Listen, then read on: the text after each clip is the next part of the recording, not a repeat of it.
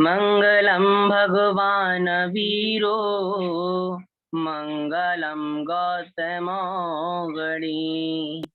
मङ्गलं कुन्दकुन्दार्यो जैनधर्मोऽस्तु मङ्गलम् सर्वमङ्गलमाङ्गल्यं सर्वकल्याणकारकम् प्रधानं सर्वधर्माणां जैनं जयतु शासनम् जैनं जयतु शासनम्।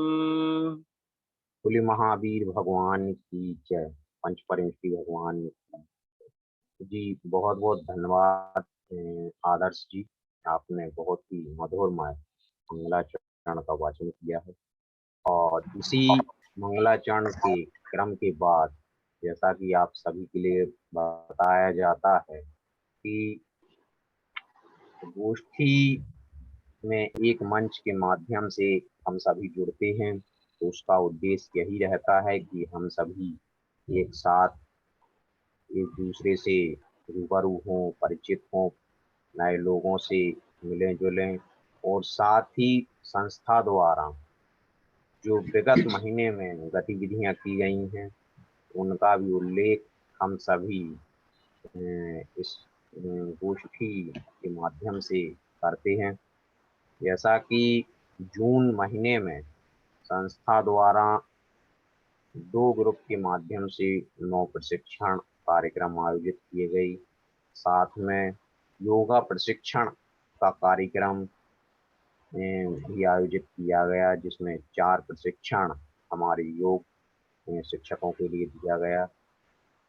इसके अलावा संस्था के मार्गदर्शन में अंतर्राष्ट्रीय योग दिवस कार्यक्रम का आयोजन 19 जून से 26 जून तक मनाया गया, जिसमें सहयोगी टीम के तौर पे हमारी छतरपुर, साहेबगढ़, भीलसी, ग्रेटर नोएडा एवं मड़दूरा के शिक्षकों ने अपने गांव कस्बे में जैन शिक्षा समृद्धि के मार्गदर्शन में अंतर्राष्ट्रीय योग दिवस कार्यक्रम का आयोजन किया। इसके अलावा जून महीने में हमारी मासिक गोष्ठी का भी आयोजन हुआ था, जिसमें आप सभी जुड़े थे, जो 5 जून 2022 को हुई थी। इसके अलावा हमारी जो मासिक चेतना पत्रिका मई माह का ही प्रकाशन एवं रिलीज हो चुकी है। आपके लिए बता दें कि अंतर्राष्ट्रीय योग दिवस विशेष तौर से 26 जून को विभिन्न स्कूलों के माध्यम से मनाया गया, जिसमें हमारे सहभागी विद्यालय के तौर पे SP K Jain memorial school Buxwaha, Phoolchand Jain monument school Guhara, active children public school Sahebgarh, आप तीनों विद्यालय की सहभागिता से हमारा अंतर्राष्ट्रीय योग दिवस आयोजित किया गया। साथ ही जून महीने में नवीन विद्यालय संपर्क अभियान भी आयोजित किया गया, जो प्रथम संपर्क अभियान 8 से 12 जून 2022 को अशोकनगर, गुना एवं विदिशा जिलों में विभिन्न विद्यालयों में किया गया। साथ ही संपर्क अभियान द्वितीय 17 से 18 जून 2022 को टीकमगढ़, खड़गपुर जो मध्य प्रदेश में है। इसके अलावा कानपुर एवं महरौनी उत्तर प्रदेश में भी संस्था द्वारा विद्यालय संपर्क अभियान किया गया।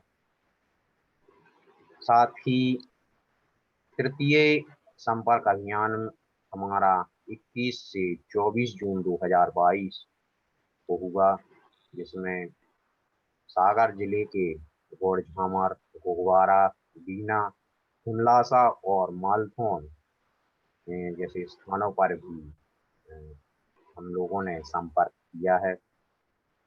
इसके अलावा 28 जून 2022 को जैन शिक्षा समृद्धि परिचय वेबिनार का आयोजन किया गया, जिसमें जो हमारे प्रथम, द्वितीय, तृतीय नवीन विद्यालय संपर्क किया गया था, उनके संचालकों के साथ एक संयुक्त मीटिंग ऐप के माध्यम से की गई। विशेष बैठक भी हमारे जैन शिक्षा समृद्धि के पदाधिकारियों द्वारा हुई है, जिसमें हमारे संस्था के राष्ट्रीय मंत्री श्री जवाहरलाल जैन एवं मुख्य समन्वयक श्रीमती मीनू जैन द्वारा दिनांक 21 जून एवं 1 जुलाई 2022 को अशोकनगर, गुना एवं विदिशा जिलों के स्कूल संचालकों के साथ ऑफलाइन बैठक आयोजित हुई। ये रही हमारी जून महीने की रिपोर्ट की संस्था द्वारा जून माह में क्या क्या गतिविधि हुई हैं, क्या कार्य किया गया है। आगामी रिपोर्ट भी आपके लिए आपके समक्ष प्रस्तुत की जाएगी। उसके लिए हमारा जो प्रोग्राम है क्विज गेम का, वो हमारे शिक्षक श्री दीपक जी, जिनसे आप सभी रूबरू हैं, तो मैं आगे के कार्यक्रम को गति प्रदान करने के लिए शिक्षक दीपक सर के लिए आमंत्रित करेंगे। उससे पूर्व जरूरी है कि जितने भी पार्टिसिपेट अभी जुड़े हुए हैं, सभी अपने वीडियो को जरूर ऑन करें। आपसे हम गुजारिश करते हैं, अनुरोध करते हैं कि आप अपने वीडियो को जरूर ऑन करें। ये सुजैन बक्सवाहा, अनुराधा चौरसिया, सुरभीर जी, अंजना जैन अहमदाबाद, साक्षी सेठ, राजुल भेलसी, प्रदीप कुमारा, प्रीति भेलसी, प्रियंका जी, मानसी जी, आप सभी अपने वीडियो को जरूर ऑन करें, क्योंकि यह एक ऐसा दिन है जहां हम महीने में बाय फेस ऑनलाइन पद्धति से रूबरू होते हैं, तो आपका फेस देखना हमारे लिए बहुत ही जरूरी है।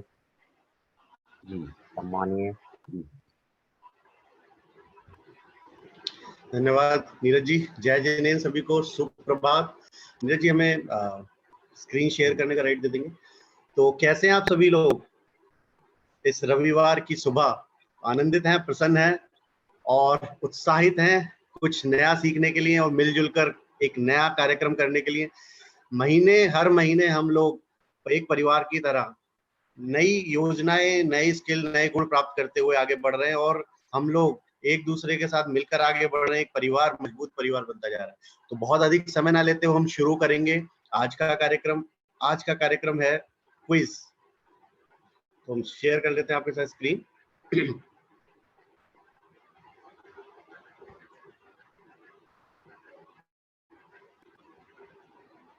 जी शुरू करते हैं quiz time. Neeraj ji screen visible है? जी सर। ठीक है, तो इस कार्यक्रम को शुरू करने से पहले हम इसकी थोड़ी सी रूपरेखा समझ लेते हैं और कैसे कार्यक्रम आगे बढ़ेगा। इस कार्यक्रम में कुल 5 राउंड होने वाले हैं। हर राउंड को हम 15 मिनट देंगे और हर राउंड के अंदर हमें 5 प्रश्न मिलेंगे हर प्रश्न में, और हम उसको पीपीटी के माध्यम से आपको दिखाएंगे या कुछ वीडियो ऑडियो भी हो सकती हैं क्वेश्चंस को पूछने के लिए। तो इंटरेस्टिंग बनाने के लिए इसमें काफी कुछ करने का प्रयास है। आशा है आप सभी को पसंद आएगा। और हर सही उत्तर देने पर प्रश्न का 5 पॉइंट मिलने वाले हैं। तो हम जितने भी सही उत्तर देंगे वो 5 अंक हमारे साथ जुड़ते चले जाएंगे। तो इसमें 5 कैटेगरीज रखी गई हैं। सबसे इंटरेस्टिंग जो सबको बहुत पसंद है, बॉलीवुड। उसके बाद करंट अफेयर जो आजकल देश दुनिया में हो रहा है। खेल और खिलाड़ी, बहुत सारी हमारी पसंद के खेल हो सकते हैं।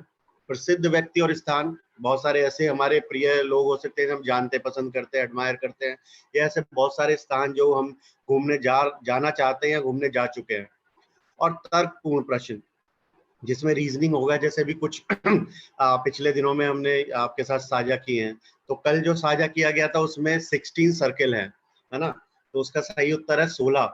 तो बहुत सारे मित्रों ने सही जवाब दिए, तो उन सबके लिए बधाई। उसके बाद आगे बढ़ेंगे अगर, तो सबसे पहले हैंड रेज करने वाले प्रतिभागी को उत्तर देने का मौका मिलेगा। अगर वो सही उत्तर देते हैं तो उन्हें 5 अंक मिलेंगे। उसके बाद हम अगले प्रश्न पर जाएंगे। अगर वो प्रतिभागी सही उत्तर नहीं दे पाते हैं तो हम अगले प्रतिभागी को जिन्होंने हैंड रेज किया है उनको मौका देंगे। तो एक क्रम आगे चलता ऐसे ही रहेगा, ठीक है। उसके बाद जो भी प्रश्न है उसका सही उत्तर और उससे संबंधित कुछ जानकारी, रोचक जानकारी आपके सबके साथ साझा की जाएगी, जिससे कि हमें नई चीजें सीखने का मौका मिले। ये जो हम 90 मिनट यहाँ स्पेंड कर रहे हैं उसमें हम कुछ नया लेकर जाएं, स्किल एनहेंसमेंट करें, ये इसका उद्देश्य है। उसके बाद सभी राउंड के स्कोर जोड़ने के बाद विजेता की घोषणा होगी और 3 इसमें रहने वाले हैं, फर्स्ट, सेकंड और थर्ड। और उसके लिए बहुत ही अमेजिंग बुक्स मिलने वाली हैं जेएसएस की तरफ से, जिससे हमारा ज्ञानवर्धन होगा और हम आगे जीवन में नए गुण और कौशल प्राप्त कर पाएंगे, स्किल एनहेंसमेंट कर पाएंगे। तो ओवरऑल इसका एम है एंटरटेनमेंट के साथ नॉलेज गेन करना। तो शुरू करते हैं प्रोग्राम, अपना कार्यक्रम। तो पहला राउंड, जैसा कि आप सबको पता है हमारा बॉलीवुड।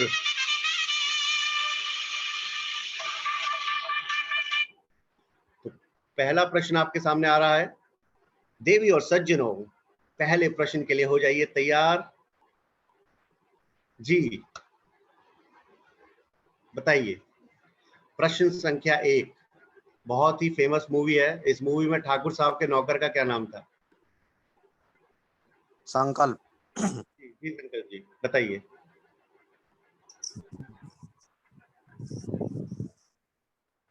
जी संकल्प जी। रामलाल था सर। जी रामलाल। बहुत बढ़िया, बहुत सुंदर, क्लैपिंग। सही उत्तर है रामलाल।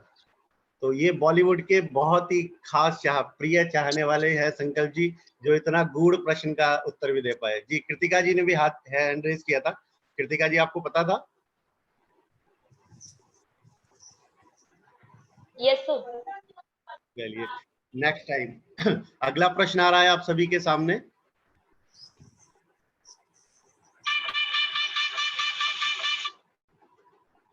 जी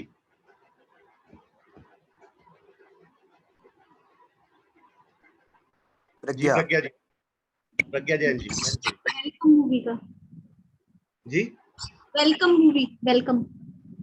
ओके। तो ये कैरेक्टर को जानते हैं, क्या है कैरेक्टर का नाम? जी अनिल कपूर है ये। नहीं, इसमें क्या कैरेक्टर प्ले किया था? पेंटिंग बना रहे हैं, ये डॉन बने थे इसमें, डॉन के भाई और डॉन के। कैरेक्टर का नाम कौन बताना चाहेगा? क्या रोल प्ले किया था अनिल कपूर ने? मजनू। मजनू भाई। जी सही जवाब प्रज्ञा जी, बहुत बहुत सुंदर। सही प्रश्न, सही उत्तर है वेलकम। पहली मूवी है वेलकम सीरीज की। उसके बाद और बहुत सारी मूवीज आई हैं। जी आप सभी हैंड डाउन कर लीजिए। मजा आ रहा है सभी को? जी आ रहा है। बहुत बहुत बढ़िया। तो बढ़ते हैं अगले प्रश्न की ओर।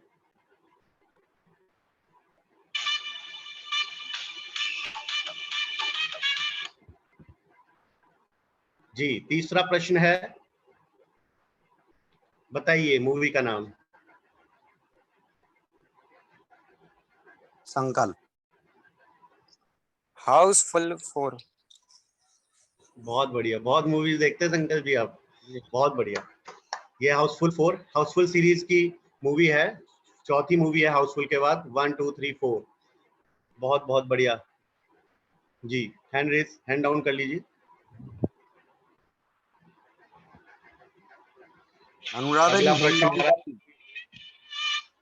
जी। अनुराधा जी से बोले हैं, हैंड डाउन कर लीजिए आप।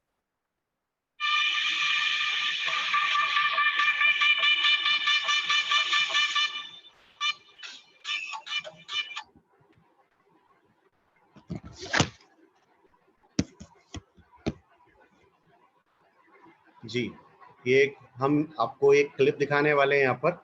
उसको देखने के बाद उस मूवी का नाम और उसमें कौन कौन कलाकार हैं वो हमें पहचानने हैं।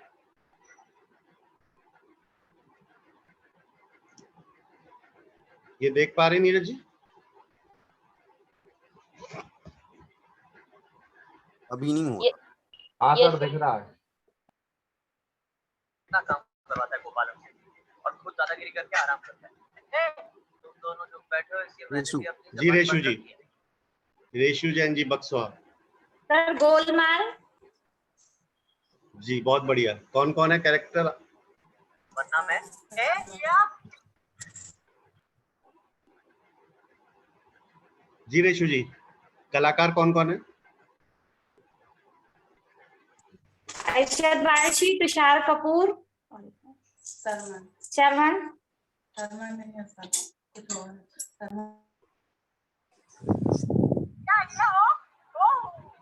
साले तुषार कपूर।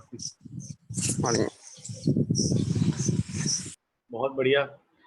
अरशद वारसी, शर्मन जोशी, अजय देवगन और तुषार कपूर। तो तुषार कपूर का विशेष इसमें योगदान है विदाउट डायलॉग्स। और ये गोलमाल सीरीज की फर्स्ट मूवी है, गोलमाल अनलिमिटेड। बहुत बहुत बढ़िया, बहुत सुंदर। आप सब लोग बहुत सुंदर तरीके से इसमें भागीदारी निभा रहे हैं, आप सभी को बधाई हो। और ये पहला राउंड आगे बढ़ता है और इस राउंड में अभी हम एक ऑडियो सुनेंगे। उस ऑडियो के माध्यम से हमें उस मूवी का नाम और उसमें कौन कौन कलाकार है वो पहचान करनी है।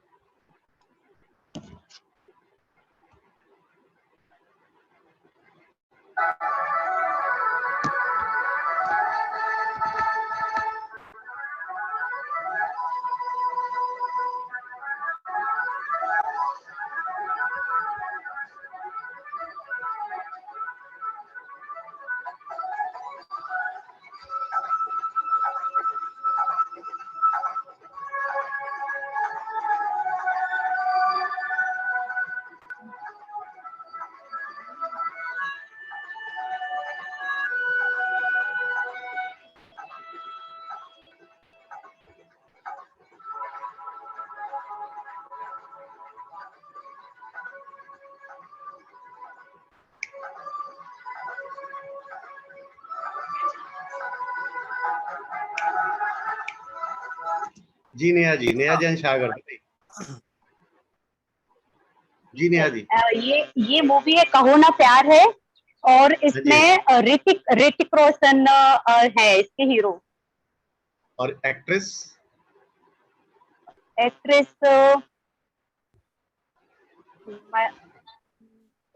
बलाई नहीं है, माँ से है शायद कुछ। कौन बताना चाहेगा एक्ट्रेस का नाम? मनीषा कोइराला सर। नहीं, रेशु जी बताइए, रेशु जैन बक्सवा। अमीषा पटेल। हाँ बहुत बहुत बहुत बढ़िया। अरे ये रोशन और अमीषा पटेल, इन दोनों की पहली मूवी है और कहो ना प्यार है। बहुत बढ़िया, सुपर हिट ब्लॉकबस्टर मूवी, उस टाइम की बेस्ट रोमांटिक और थ्रिल सस्पेंस मूवी में गिनी जाती है। ऋतिक रोशन, और इसको डायरेक्ट किया था इनके फादर राकेश रोशन जी ने, और इसमें म्यूजिक दिया था राजेश रोशन जी जो इनके चाचा हैं। तो बहुत ही सुंदर मूवी। चलिए आगे बढ़ते हैं। और ये पहला राउंड समाप्त होने के लिए आप सभी को बधाई, और बहुत बढ़िया तरीके से आप लोगों ने इसके अंदर पार्टिसिपेशन किया है। तो सभी हैंड डाउन कर लेंगे। तो आगे बढ़ते हैं हम अगले राउंड की ओर। 1 मिनट सर, ये जी उत्तर किसके नाम में जाएगा सर? नेहा जी या रेशु जी? नेहा जैन जी। नेहा जी।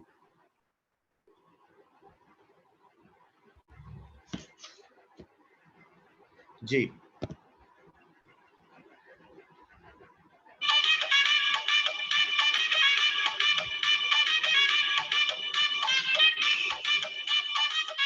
जी, पहला प्रश्न है करंट अफेयर से।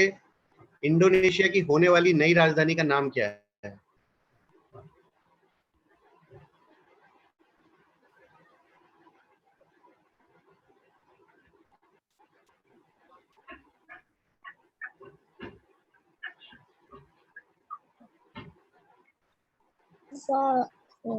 जी संगीता जैन जी बताइए।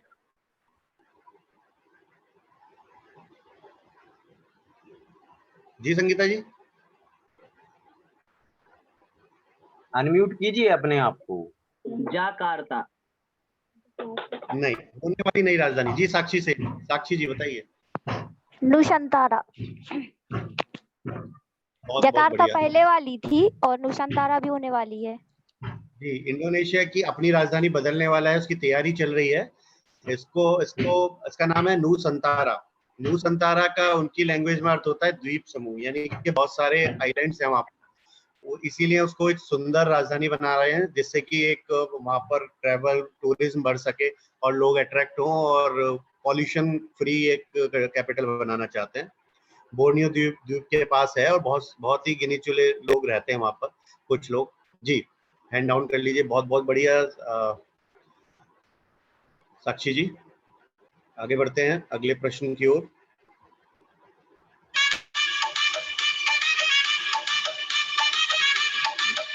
जी, आईपीएल 2022 में कुल कितनी टीम भागीदारी कर रही हैं, कर चुकी हैं, कर रही हैं? जी नेहा जी। 10 सर, 10 टीम भागीदारी कर रही हैं। नाम बताना चाहेंगे उनका? चलिए, आपको परेशान नहीं करते, तो ये 10 टीमें हैं, जिसके अंदर चेन्नई हाँ, हमारे हाँ जी सर, हमारी बेटी बताना चाह रही है। जी जी बिल्कुल। बताओ। हाँ, Chennai super Kings, Gujarat Titans और मुंबई इंडियंस, सनराइजर्स हैदराबाद और लखनऊ सुपर जायंट्स और कोलकाता नाइट राइडर्स। कितने हो गए? बहुत बढ़िया। और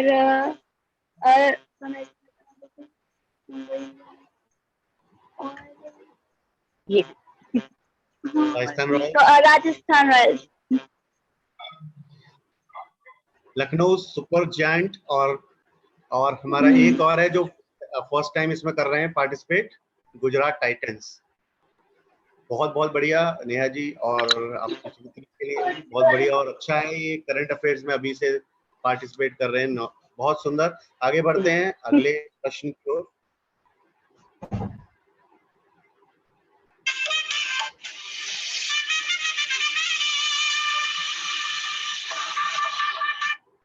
जी,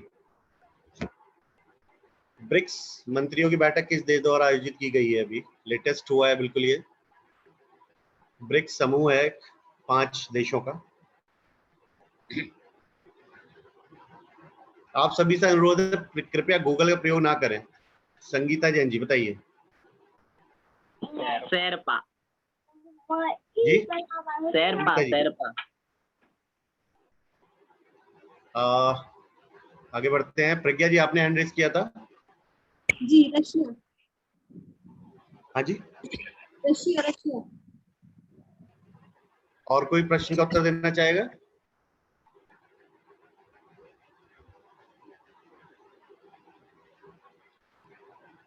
जी संगीता जी बताइए। पुतिन। प्रश्न है, ब्रिक्स मंत्रियों की बैठक किस देश द्वारा आयोजित की गई है? पुतिन तो राष्ट्रपति हैं।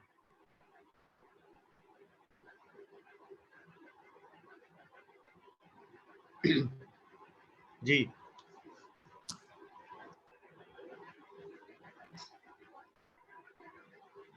सोचिए सोचिए जल्दी से।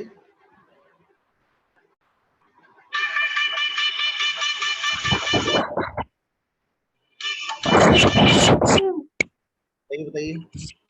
Russia sir. और कोई प्रयास करना चाहेगा? Sir Japan. 5 करके बता दीजिए, कोई सा तो सही होगा।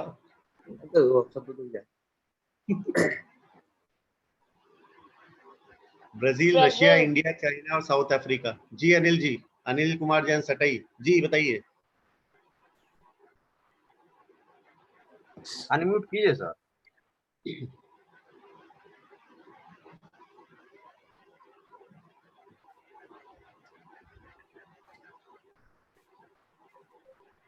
अनिल जी आप अनम्यूट कीजिए, म्यूट हो जाते हैं आप। हाँ सर जी, बिट्रेस द्वारा। जी, बिट्रेस में कंट्री का नाम? हाँ, बिट्रेन। नहीं, रेशु जैन बक्सवा। हाँ जी, अध्यक्षता किसने की?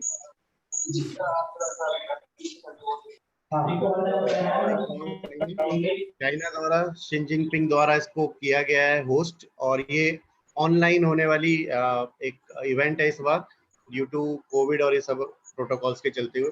चलिए बहुत बहुत बढ़िया रेशु जी, आगे बढ़ते हैं अगले प्रश्न की ओर। जी, फूड सॉफ्टवेयर किस राज्य द्वारा लॉन्च किया गया है? ये फार्मर्स के लिए है, बेनिफिट देने के लिए उनको। Farmer registration and unified beneficiary information system, इसका फुल फॉर्म है। राजुल भेलसी। राजू जैन भेलसी, बताइए। अमेरिका।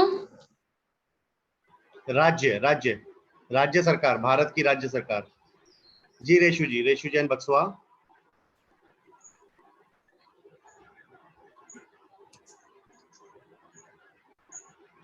चलिए अगला लीजिए। जी, संगीता जैन जी। संगीता जैन जी। जी कर्नाटक। कर्नाटका, बहुत बढ़िया। ये लॉन्च किया गया है कर्नाटका गवर्नमेंट द्वारा, और ये पोर्टल है जिसमें डायरेक्ट बेनिफिट उठा सकते हैं किसान फार्मर्स और अपनी फसल सेल कर सकते हैं। उससे क्या है, मीडिएटर्स गायब हो जाएंगे और उनको अच्छी दाम मिल सकते हैं। बहुत अच्छा इनिशिएटिव है गवर्नमेंट का। जी, अभी हैंड डाउन कर लीजिए सभी लोग। बहुत बहुत बढ़िया संगीता जी।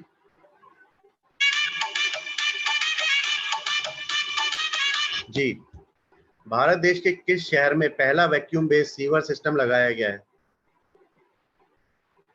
ये भी बिल्कुल लेटेस्ट न्यूज है।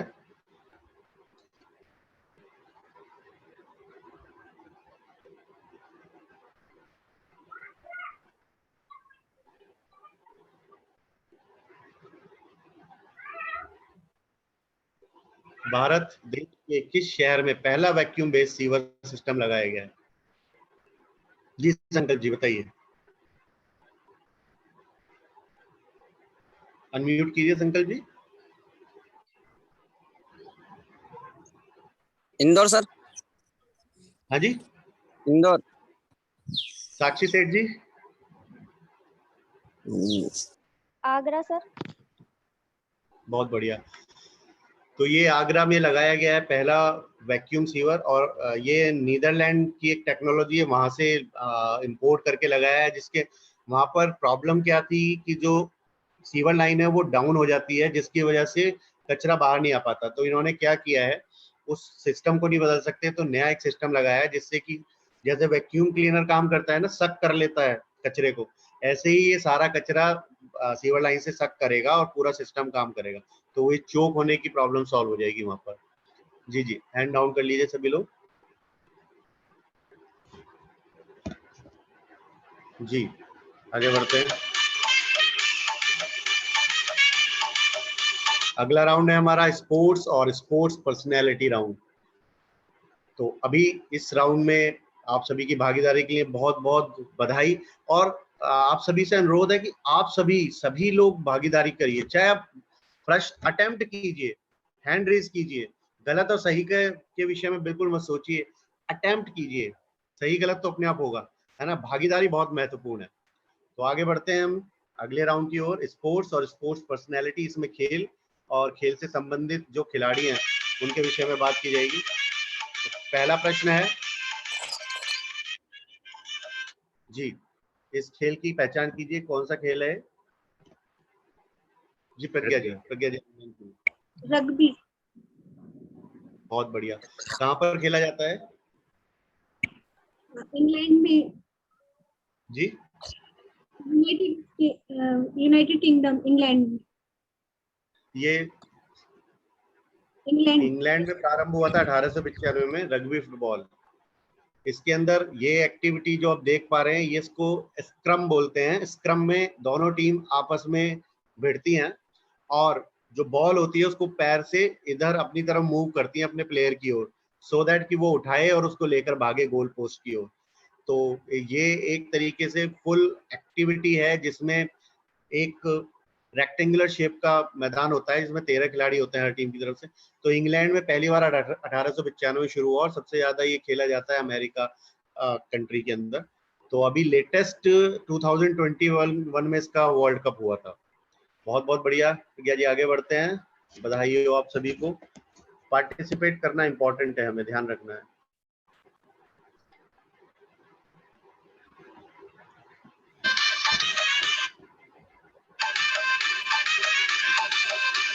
जी, जेवलिन में स्वर्ण पदक जीतने वाले पहले भारतीय कौन है? भाला फेंक प्रतियोगिता, बिल्कुल लेटेस्ट है। प्रज्ञा होता है। जी प्रज्ञा, प्रज्ञा जी। नीरज, पूरा नाम बताइए। नीरज चोपड़ा। बहुत बढ़िया, बहुत बढ़िया। नीरज चोपड़ा टोक्यो ओलंपिक में इन्होंने अभी पदक जीता। 7 अगस्त 2021 में गोल्ड मेडल मिला है इनको, और डोमेस्टिक के बाद पहली बार किसी इंटरनेशनल में पार्टिसिपेट कर रहे थे और उसमें इनको अवार्ड मिला है। चलिए आगे बढ़ते हैं अगले प्रश्न की ओर। आईसीसी के सभी कप जीतने वाले दुनिया के पहले कप्तान कौन है? क्रिकेट चैंपियनशिप होती है आईसीसी, इंटरनेशनल बॉडी है, इसमें वर्ल्ड कप होते हैं, चैंपियंस ट्रॉफी होती है। जी रेशु जैन बक्सवा, बताइए। महेंद्र सिंह धोनी। बहुत बहुत बढ़िया, सही प्रश्न है, सही उत्तर है MS धोनी। तो ये पहले भारतीय कप्तान भी हैं और वर्ल्ड में पहले कप्तान है जिन्होंने तीनों ट्रॉफी जीती हैं। 2020 वर्ल्ड कप 2007 में सबसे पहली बार इंडिया ने वर्ल्ड कप जीता। उसके बाद 50-50 वर्ल्ड कप 2011 में, 1983 के बाद जीता गया है ये वर्ल्ड कप, और ये सेकंड वर्ल्ड कप है MS धोनी की अगुवाई में। और फिर एक चैंपियंस ट्रॉफी में 2013 में हमने जीता था।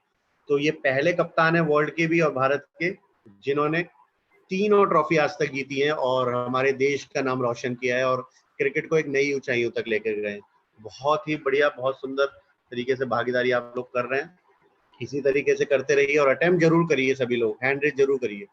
आगे बढ़ते हैं। जी सर, हम कहना चाहेंगे कि बाकी जो शेष सहपाठी हैं या पार्टिसिपेट हैं, तो वह चैट बॉक्स के माध्यम से सभी का मनोबल बढ़ाएं, क्लैपिंग करें या जो भी प्रतिक्रिया है वो जरूर दें।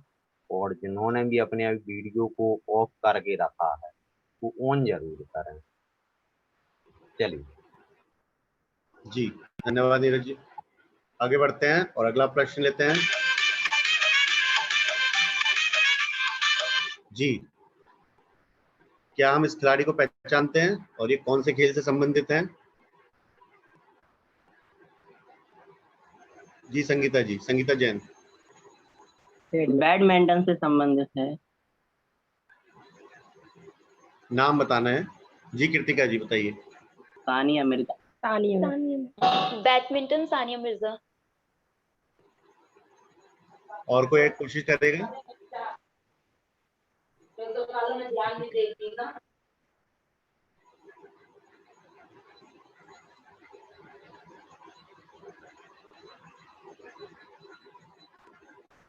कोई और मित्र प्रयास करेगा प्लेयर का नाम बताने के लिए?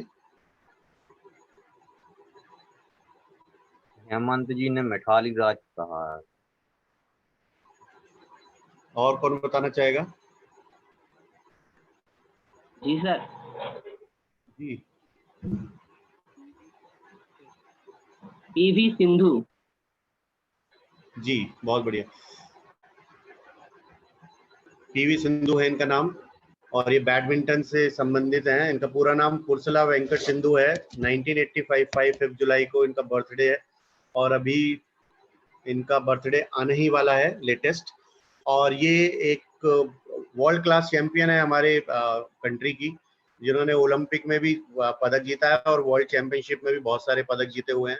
और फर्स्ट सीड की जो प्लेयर्स होती हैं वर्ल्ड की, मलेशिया और चाइना की कभी मानी जाती थी, उनको हराया इन्होंने और बहुत ही बढ़िया तरीके से आगे बढ़ रही हैं। जी बहुत बहुत बधाई आप सभी को। इस तरीके से आप लोग आगे बढ़ते रहिए। जी अगला प्रश्न लेते हैं।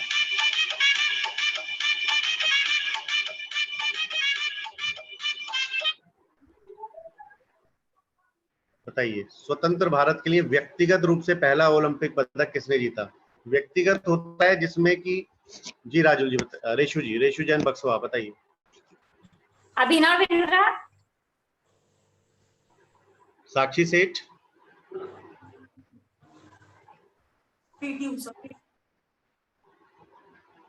साक्षी सेठ अनम्यूट करें अपने आप को। Sir KD Jadhav. किस प्रतियोगिता में जीता इन्होंने? रेसलिंग में। जी रेसलिंग। जी, बहुत बढ़िया। तो जाधव जी जिन्होंने 1952 के हेलसिंकी में फ्री स्टाइल में 52 किलोग्राम वर्ग में अपना स्थान हासिल किया था, और इन्होंने बहुत छोटे से कद के खिलाड़ी होते थे लेकिन बड़े बड़े पहलवानों को इन्होंने हराया है, और इनकी जो तकनीक है वो विश्व में बहुत प्रसिद्ध थी। ऐसी तकनीक के माध्यम से इन्होंने अपने देश का नाम रोशन किया। बहुत बढ़िया, आगे बढ़ते हैं अगले प्रश्न की ओर।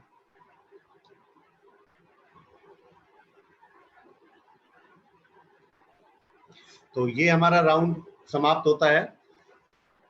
क्या कोई स्कोर कार्ड बताना चाहेंगे संकित जी? अभी तक क्या स्कोर चल रहे हैं हमारे 3 राउंड्स में?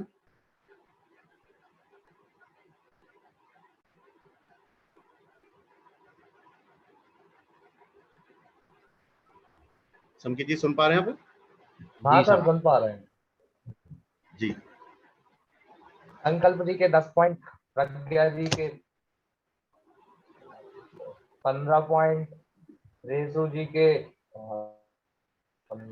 15 पॉइंट रेसू जी के, और नेहा जी सायगढ़ के 10 पॉइंट है।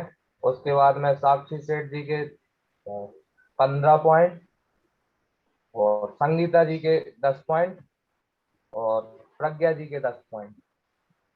बहुत बढ़िया, नेक टू नेक चल रहा है। 10 और 15 पॉइंट है, और हमारे पास अभी 10 प्रश्न है। 10 प्रश्न का मतलब 50 पॉइंट्स अर्न करने का मौका हमारे पास है, और बहुत ही टफ कंपटीशन चल रहा है इस टाइम। तो इस कंपटीशन को और मजेदार और आगे बढ़ाने के लिए हम आगे बढ़ते हैं अगले राउंड की ओर। तो कैसा लग रहा है सभी को? आनंद आ रहा है? जी सर। बहुत सारे प्रतिभागी पार्टिसिपेट नहीं कर रहे हैं। अनुराधा चौरसिया जी, हेमंत जी, मंजुला जी, मानसी जी, प्रियंका जी, सभी लोग कोशिश अवश्य कीजिए। शोभा जी आप भी कोशिश कीजिए, सुरभि जी, शालिनी जी। प्रयास हमें करना है, सही और गलत का कोई फर्क नहीं पड़ता। प्रयास करेंगे तभी सफलता प्राप्ति की संभावना बढ़ती है। आवश्यकता है प्रयास की। तो इसी क्रम में आगे बढ़ते हैं, और बहुत ही आनंद के साथ और मजे के साथ सीखते सिखाते हुए आगे बढ़ते हैं। तो अगला राउंड शुरू करते हैं, फेमस पर्सनैलिटी इन प्लेसेस। तो पहला प्रश्न आ रहा है आप सभी के सामने।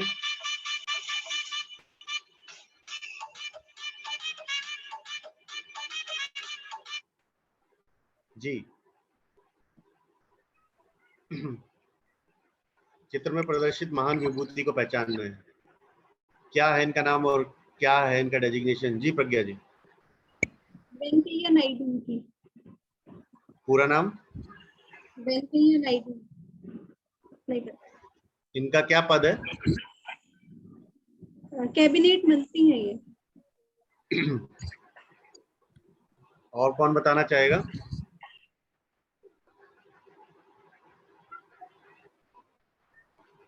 कोई और मित्र?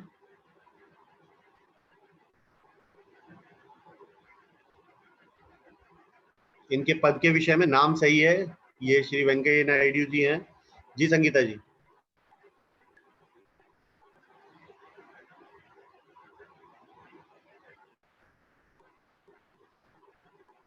प्रीति जैन बेलसी जी बताइए। सर वाइस प्रेसिडेंट है ये। वाइस प्रेसिडेंट ऑफ इंडिया है। नीरज जी, संकित जी, हाफ ऑफ पॉइंट डिस्ट्रीब्यूट कर दीजिए प्रज्ञा जी और प्रीति जी के बीच में, प्रज्ञा जैन और प्रीति जैन बेलसी। तो ये हमारे देश के उपराष्ट्रपति हैं। इनका पूरा नाम मुपवर्रुपु वेंकैया नायडू। मुपवर्रुपु वेंकैया नायडू मतलब MP वेंकैया नायडू है, और इनका जन्म 1949 में हुआ था, आजादी के 2 साल बाद। और ये बहुत सारे कैबिनेट मंत्री पद पर भी रहे हैं और अभी उपराष्ट्रपति हैं। जी बहुत बढ़िया, हैंड डाउन कर लीजिए प्रीति जी। आगे बढ़ते हैं इसी क्रम में और अगले प्रश्न की ओर।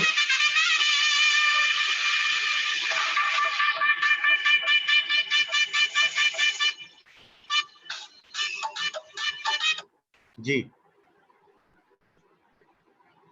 प्रज्ञा कल्पना जी चावला। प्रज्ञा जी कल्पना चावला स्पेस में बहुत गई। बढ़िया। कल्पना चावला 1962 से 2003 में इनका क्रैश हो गया था और ये अमेरिका की नासा से अंतरिक्ष यात्री रही हैं और भारत देश का नाम भी रोशन किया है इन्होंने। तो अंतरिक्ष में जाने वाली प्रथम भारतीय महिला के रूप में इनको जाना जाता है। उसके बाद सुनीता विलियम्स भी गई हैं इनके बाद, जो इनसे जूनियर थी, और वो भी आज के समय में काफी अच्छा नाम रोशन कर रही हैं। और ये कोलंबिया अंतरिक्ष यान एक था हमारा जो वापस आते समय क्रैश हुआ था और उसमें 7 यात्रियों के साथ इनकी दुर्घटना में मौत हुई थी।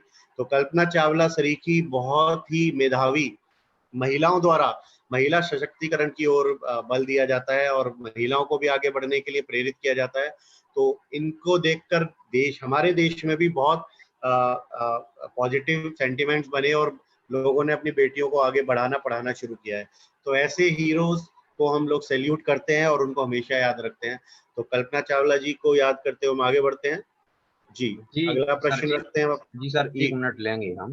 जी हाँ जी, हाँ जी। जो भी पार्टिसिपेंट लेट ज्वाइन किए थे तो उनके लिए बता दें कि इसमें हमें हैंड रेस करना है, ना कि चैट बॉक्स में अपने आंसर देंगे। तो हैंड रेस करेंगे तभी हम आपके लिए इनवाइट करेंगे। चैट बॉक्स में कृपया ना लिखिए, क्योंकि अगर आप सही प्रश्न उत्तर लिख रहे हैं चैट बॉक्स में तो दूसरे भागीदार पढ़कर उसका उत्तर दे सकते हैं। तो हैंड रेस कीजिए क्विक, और बहुत मौका मिलता है हमें हैंड रेस करने का, और पार्टिसिपेशन हैंड रेस के माध्यम से कर सकते हैं हम लोग। धन्यवाद नीरज जी, आगे बढ़ सकते हैं हम। नीरज जी जी बिल्कुल कंटिन्यू। जी चलिए धन्यवाद। तो आगे बढ़ते हैं, अगला प्रश्न हम रख रहे हैं आपके सामने।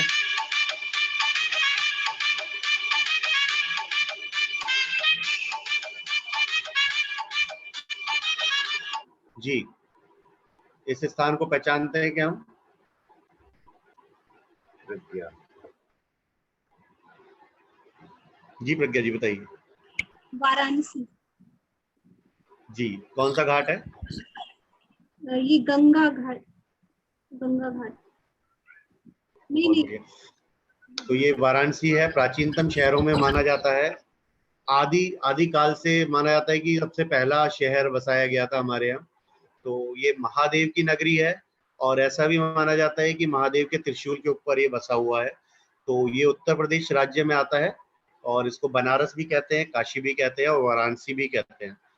तो सर्वाधिक पवित्र स्थानों में इसका नाम आता है और यहाँ ये अविमुक्त क्षेत्र है, यानी कि जी शोभा जी कुछ बताना चाह रहे हैं? वो बता रहे थे जी घाट, मणिकर्णिका घाट। मणिकर्णिका घाट, जी बहुत बढ़िया।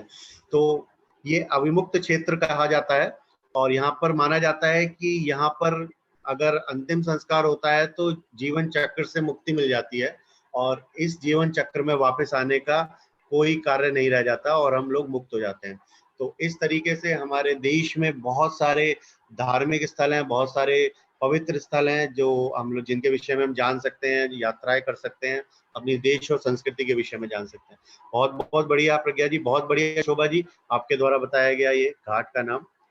जी सर इसमें ये रखा जाता है कि अगर कोई मृत्यु करीब है उन्हें वहां पहले से ही ले जाते हैं कि इनकी मृत्यु भी वहीं हो, इसीलिए इसे अभिमुक्त क्षेत्र कहते हैं। ऐसी मान्यता भी है कि अगर कोई लगता है कि हाँ उसका अंतिम समय आ गया है तो वो वहां पर जाके रहना, मरण हो उस पवित्र स्थान में, इसलिए वहां पर रहना शुरू कर देते हैं। बहुत सारे बुजुर्ग लोग खुद ही चले जाते हैं वहां रहने की, हो सकता है अंतिम समय यहाँ पूर्ण हो। तो चाहे ये मान्यता सही हो ना हो, लेकिन हम एक प्राकृतिक जगह गंगा के किनारे रहते हैं, पवित्र स्थान है, शुद्ध स्थान है, तो हमारी पॉजिटिविटी बढ़ती है, हम अध्यात्म के पास रहते हैं, तो उससे हम लोगों का एक जो क्लैरिटी आती है थॉट्स में या जीवन में, वो तो अवश्य ही आती है। चाहे ये अविमुक्त क्षेत्र सही बात है नहीं, ये मान्यताएं हैं, लेकिन जब भी हम अध्यात्म के करीब रहते हैं तो हमारे सोचने का तरीका, हमारे जीवन जीने का तरीका बदलता है, पवित्रता आती है मन और विचारों में और कार्यों में। बहुत बहुत बढ़िया शोभा जी, बहुत सुंदर तरीके से आपने बताया। आगे बढ़ते हैं अगले प्रश्न की। तो मित्रों, भागीदारी करते रहिए और आगे बढ़ते रहिए।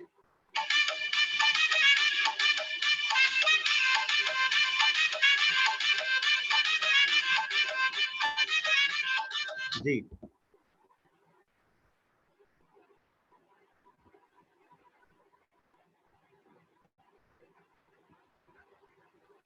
जी संगीता जी, संगीता जैन एलोरा। जी, एलोरा केव्स हैं ये। एलोरा, और इनको वेरूल भी बोलते हैं। ये बहुत ही पुराने गुफाएं हैं जो कि औरंगाबाद में स्थित हैं और महाराष्ट्र से 30 किलोमीटर, महाराष्ट्र औरंगाबाद से 30 किलोमीटर दूर है महाराष्ट्र के अंदर। ये एक्चुअली सी एरिया के पास है और इसमें आपको नाव से जाना पड़ता है। और इनमें राष्ट्रकूट वंश के जो शासक थे उन्होंने उसको बनवाया गया था। कोई इसके बारे में बताना चाहेगा, इसमें खास क्या है, मतलब इस एलोरा गुफा में ऐसा क्या विशेष है? इसको यूनेस्को ने हमारा एक सांस्कृतिक धरोहर के रूप में इसको माना है और उसमें वर्ल्ड हेरिटेज में इसका नाम आता है। जी, तो बहुत ही प्राचीन और हमारी जैन मूर्तियों की आकृतियां इसमें अधिकतर दी गई हैं। प्राचीन कलाकृति और सबसे प्राचीन मानी जाती है। जी, इसमें दीवारों पर कलाकृतियां हैं, बनाई गई हैं और बहुत ही मानव निर्मित ऐसी सुंदर कलाकृतियां हैं जिसके विषय में आज भी सोचते हुए लोगों को अचंभा होता है कि उस समय में ये कैसे बनाई गई होंगी, इतनी सुंदर और खूबसूरत तरीके से। जी, बहुत बढ़िया, आगे बढ़ते हैं। सभी को आनंद आ रहा है? जी, मीनाक्षी जी कुछ कहना चाह रहे हैं। जी मीनाक्षी जी, स्वागत है आपका। जय जिनेंद्र सभी को। मैं बताना चाहूंगी जो एलोरा केव्स है, एलोरा केव सिर्फ एक ही पत्थर को कार्व करके पूरा मंदिर बनाया गया है, इसमें कहीं कोई जोड़ नहीं है और ये दुनिया का एक अकेला ऐसा मंदिर है जो कैलाश टेम्पल है, गुफा नंबर 16। गुफा नंबर, बहुत बहुत बढ़िया, डीपली ज्ञान देने के लिए मीनाक्षी बहुत बहुत धन्यवाद आपका। तो ये एक ऐसा मैं बोलना चाहूंगी, दीपक जी आपका कार्यक्रम बहुत अच्छा चल रहा है, बहुत मजा आ रहा है, बहुत बहुत धन्यवाद। Thank you. पार्टिसिपेशन सभी का होता रहेगा तो आनंद आता रहेगा। मीनाक्षी जी इतना सुंदर ज्ञान देने के लिए बहुत बहुत धन्यवाद, और इतना डीपली की गुफा नंबर 16, ये तो मुझे भी जानकारी नहीं थी। बहुत बहुत बढ़िया। तो सोचिए उस जमाने में एक पूरे पहाड़ को काटकर गुफा के अंदर और उस पूरे मंदिर को निर्मित कैसे किया गया होगा, उस आर्किटेक्ट के बारे में सोचिए, उसकी सोच के बारे में सोचिए, उन कलाकारों के बारे में सोचिए, है ना, और वो कौन से यंत्र होंगे और क्या उनके पास तकनीक होगी। तो कितने कितने एडवांस थे वो लोग, हमारे पूर्वज। हमें उनसे सीख लेते हुए आगे बढ़ना है और अपने आर्किटेक्ट, अपने डिजाइन्स को और अगले लेवल पर लेके जाना है, अपनी कलाकृतियों को और रचनात्मकता को बढ़ाना है। तो आगे बढ़ते हैं इसी मंशा के साथ और आनंद के साथ। अगला प्रश्न हम रखने वाले हैं आपके सामने। तो आ रहा है अगला प्रश्न, तैयार हो जाइए सभी लोग। जी,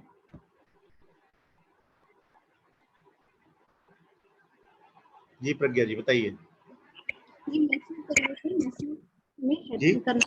मैसूर पैलेस। बहुत बढ़िया, क्या खासियत है इसकी? ये बहुत सुंदर है।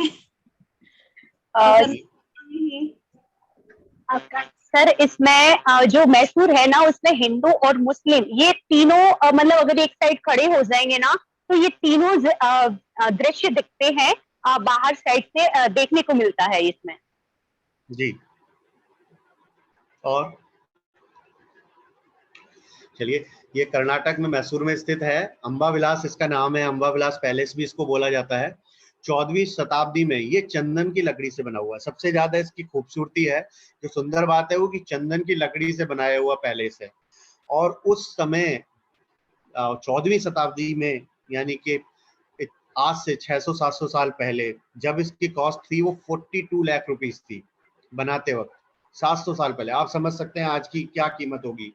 तो ये एक बार बनाया गया, उसके बाद इसमें ये क्षतिग्रस्त भी हुआ था। उसके बाद 1897 में इसको दोबारा से इसका रिनोवेशन किया गया और उसके बाद ये पैलेस आज तक खड़ा हुआ है सबके सामने और दर्शकों को आकर्षित कर रहा है और बहुत ही सुंदर देखने योग्य दार्शनिक पैलेस है और ये सपनों का महल है एक्चुअली, बाहर से और अंदर से देखने के बाद भी।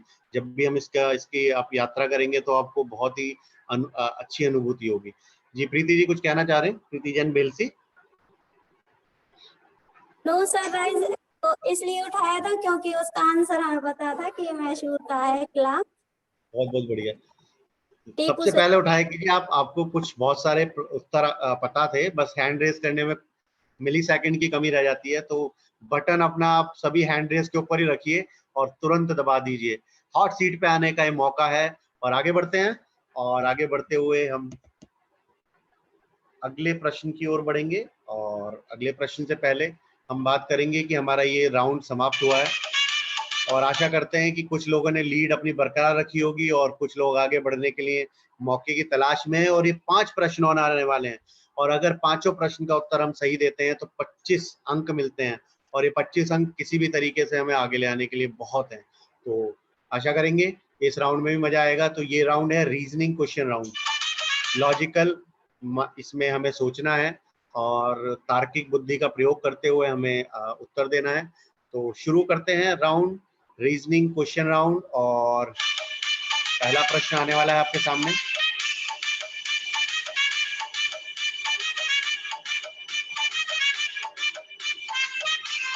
जी, बस किस दिशा की ओर आगे बढ़ रही है, लेफ्ट और राइट? जी कृतिका जी। राइट। कृतिका जी राइट, राइट साइड। कैसे सिद्ध कीजिए? प्रेडिक्शन। जी संगीता जी। नेहा जैन जी, नेहा जैन सागर।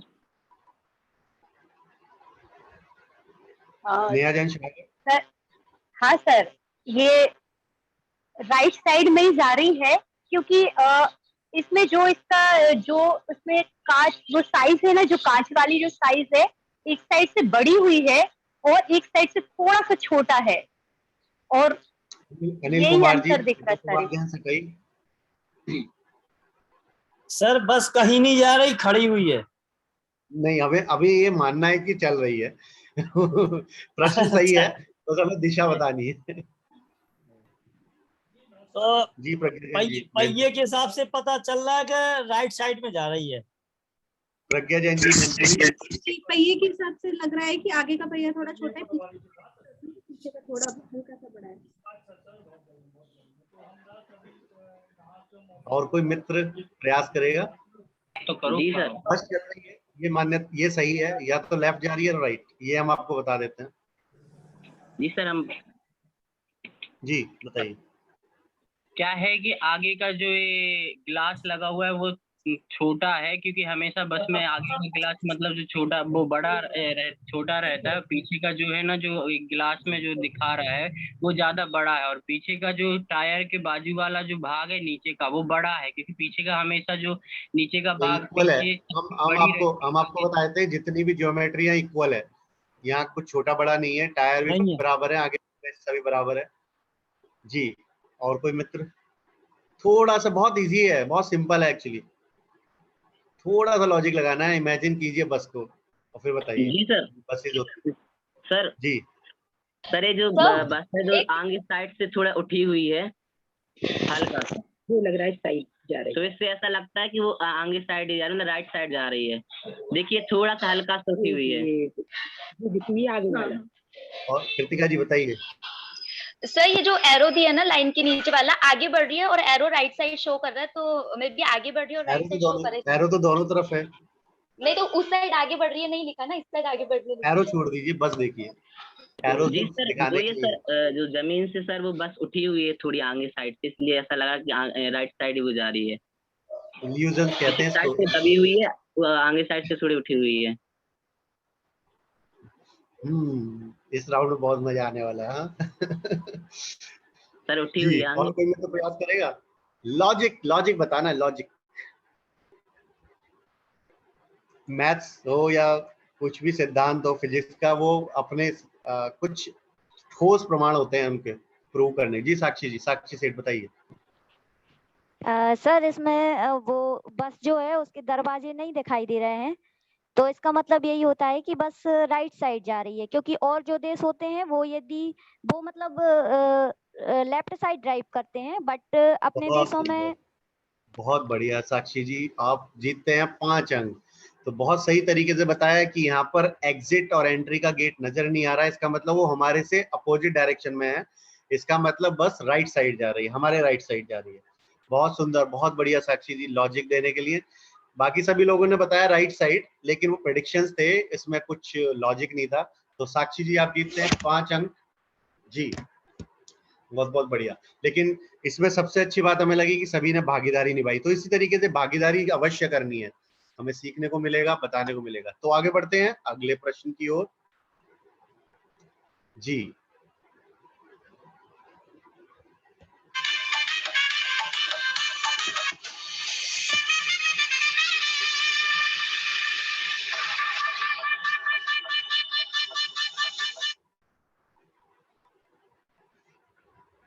यहाँ हमें माचिस की एक तीली को हटाना है या उसको हटा के दूसरे स्थान पर रखना है और इस समीकरण को हल करना है।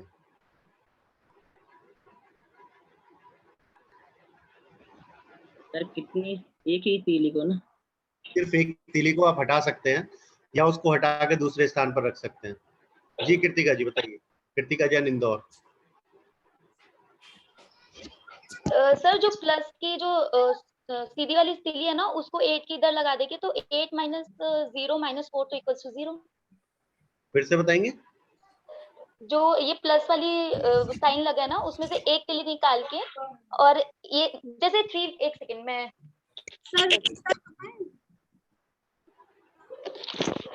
सर जैसे ये इसमें भी नहीं दिख रहा, ये 3 की ये जो बीच की लाइन है ना, ये जो बीच की लाइन है इसको स्ट्रेट रख देंगे और यहाँ से प्लस की एक तीली को उठा के स्ट्रेट कर देंगे तो 0 हो जाएगा। 8 minus 0 minus 4 equals to 0। Explain करा अच्छे से? सर बताएं। सर हेलो जी जी अनिल जी ने भी सेकंड हैंड रेज किया था।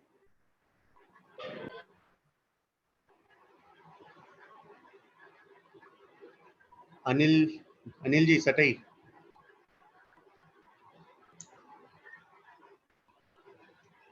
जी प्रज्ञा जी बताइए। जी 4 में से 4 का जो मतलब लंबा वाला है उसको सीधा कर देंगे तो 11 माइनस 11 प्लस 3 11 और 11 माइनस 11 एक तीली हटानी है सिर्फ। 4 का नीचे कर देंगे ना, 4 वाला जो ऐसा वाला लाइन है उसको सीधा कर देंगे, वो 11 बन जाएगा 4। तो 8 प्लस 3 11 माइनस 11 इक्वल्स 11। 8 प्लस 3 11 और 4 का जो लंबा वाला पार्ट है। बहुत बढ़िया, ये भी एक इसका तरीका हो सकता है। 8 11 11 माइनस 11 0। बहुत बढ़िया, इसका ये भी एक सॉल्यूशन है और इसके 2 सॉल्यूशन और है हमारे पास। जी प्रज्ञा जी बहुत बहुत बढ़िया, इस तरीके से भी हम इसको सॉल्व कर सकते हैं। मीनाक्षी जी एक और तरीका निकल आया है इसको सॉल्व करने का। जी तो हम एक तीली को हटाकर 9 बना सकते हैं और इस तरह सॉल्व कर सकते हैं। 0 को 8 बना सकते हैं या 9 को 6 बनाते हुए और इसको 4 को 9 बनाते हुए इस तरीके से भी सॉल्व कर सकते हैं। तो इसको सॉल्व करने के बहुत सारे तरीके हो सकते हैं, लेकिन सही जवाब दिया है प्रज्ञा जी ने। हम सही बोल रहे हैं? प्रज्ञा जैन जी ने जवाब दिया सही। जी नीरज जी। जी सही है। बहुत बढ़िया, बधाई हो आप सभी को भागीदारी निभाने की। आगे बढ़ते हैं अगले प्रश्न की ओर।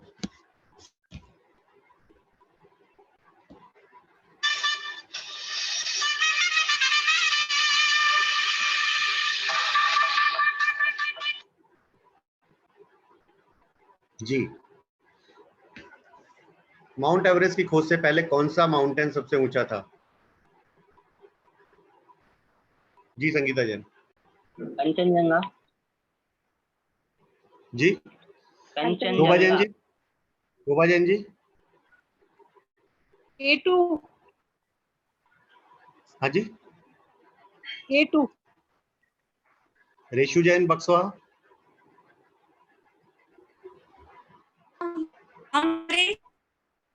जी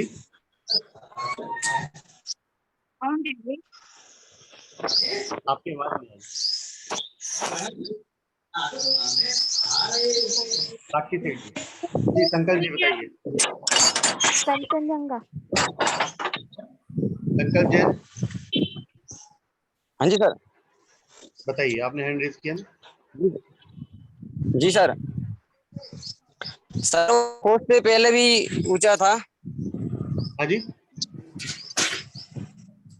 खोज से पहले भी सर वो ऊंचा ही था पहले। तो कौन सा रहा सबसे ऊंचा खोज से पहले? माउंट एवरेस्ट था सर सबसे पहले भी खोज से। बहुत बढ़िया। तो माउंट एवरेस्ट खोज से पहले भी सबसे ऊंचा ही था। और ये लॉजिकल रीजनिंग वाले क्वेश्चन है, थोड़ा सा सोचना है हमें कि खोज नहीं हुई तो लेकिन तब भी वो चीज तो है ना, और वो अपने आप में सबसे ऊंचा था। बाकी सब लोग हैंड डाउन कर लीजिए। बहुत बढ़िया संकल्प जी, लॉजिकल रीजनिंग, आपका लॉजिकल ब्रेन अच्छा करता है, बधाई हो आपको। बाकी सभी लोग हैंड डाउन कर लीजिए। आगे बढ़ते हैं अगले प्रश्न की ओर।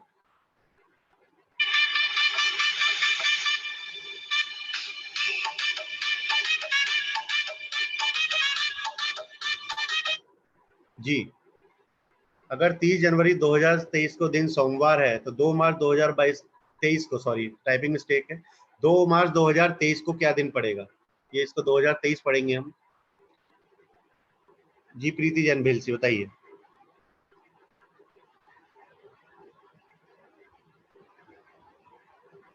सर मार्च 2022 को बताना ना सर। 2 मार्च 2023, ये टाइपिंग मिस्टेक है थोड़ा। सर सोमवार ही रहेगा। 30 जनवरी 2023 को दिन है सोमवार, तो 2 मार्च 2023 को क्या दिन पड़ेगा? सोमवार ही सर। और कोई मित्र? जी नेहा जी बताइए, नेहा जैन साहगढ़। नहीं सर शनिवार, सॉरी। नेहा जैन जी। जी मंगलवार। और कोई मित्र बताना चाहेगा? बुधवार। जी बताइए। रविवार। सर दिन ही रहेगा वो, तो बार चेंज हो जाएगा, दिन ही रहेगा। सर रविवार पड़ेगा। जी, कौन सा दिन मतलब कौन सा बार पड़ेगा? रविवार। कृतिका जी बताइए। सर गुरुवार। सर गुरुवार। सर बुधवार, वेंसडे। गुरुवार गुरुवार। नहीं सर रविवार पड़ेगा। नहीं वेंसडे। एक करके बताइए, इसका नाम लीजिए, पता नहीं पड़ेगा ना किसने सही उत्तर दिया है। संगीता जैन की आंसर गुरुवार। सर रविवार। कृतिका जी, संगीता जी। गुरुवार सर। गुरुवार सर गुरुवार। ये सर वेंसडे। किस तरह निकाला गुरुवार? कैलकुलेशन बताइए, कैसे कैलकुलेट किया गुरुवार? सर February 28 का होता है ना, तो 2 डेज वहां से माइनस कर दिए तो यहाँ पे। अभी एक मिनट रुकिए, उत्तर गुरुवार किसने सही दिया था? संगीता जैन क्या? बोलिए जल्दी। हाँ जी, तो बताइए कैसे निकाला? सर एक मिनट सर, एक मिनट में कैलकुलेशन। हाँ जी, स्पीड कैलकुलेशन करो कैसे? सर। एक मिनट सर।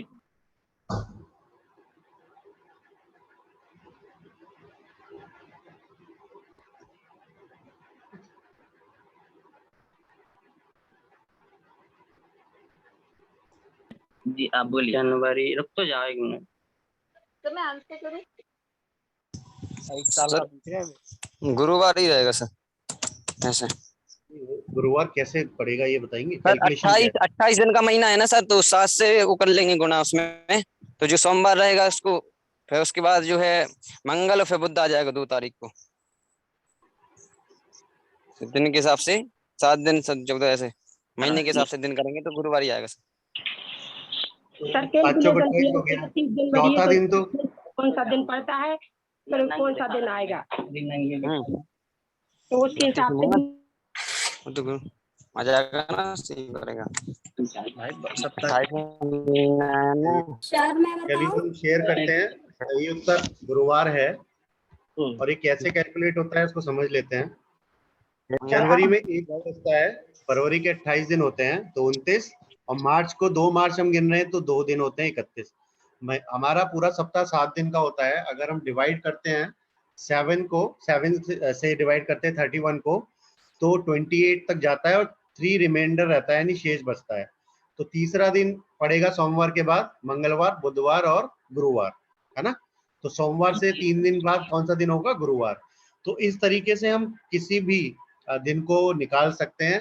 ये वैदिक मैथ्स के अनुसार कार्य करता है, और हमारी जितने भी पंचांग है और ये सब है बहुत ही एडवांस लेवल की उसके अंदर कैलकुलेशंस यूज होती हैं।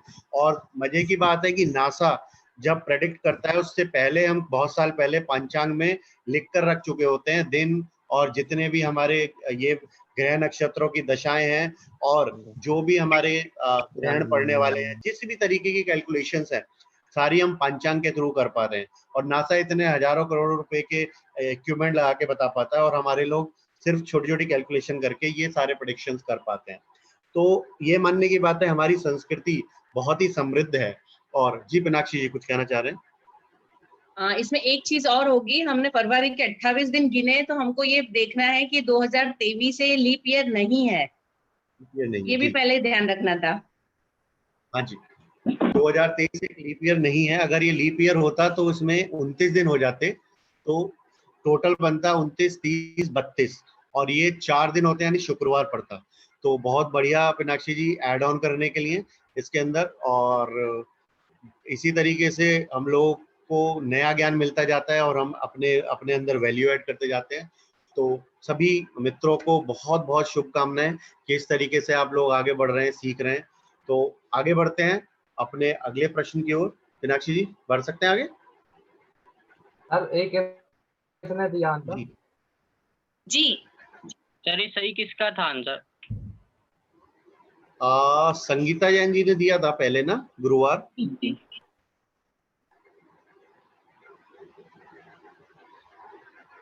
जी नीरज जी किसने पहले दिया था? हाँ जी सर, हमें संगीता जैन ने दिया था। आया तो संगीता जी से था, लेकिन वो कैलकुलेट नहीं कर पा रहा है। कैलकुलेट नहीं कर पाए। कैलकुलेट किसने किया था? सर कैलकुलेट करके अगर हम अभी बताए तो चलेगा क्या? नहीं, अभी तो हो गया ना। तो दूसरी ट्रिक से बता रहे सर। बाइक चलाओगे? हाँ यार। कैलकुलेट किसने किया था वैसे? मैंने किया था सर। कोई ने नहीं किया सर, आपने बताया कैलकुलेट करके, बाकी हमने अपना किया और हमने तुरंत बताया आंसर। कितने का रहा? 15 का। चलिए, हमें दिन बताना था तो वो है सही उत्तर, तो उसको मार्क्स देते हैं। कैलकुलेशन सेकंड था। चलिए आगे बढ़ते हैं अगले प्रश्न की ओर।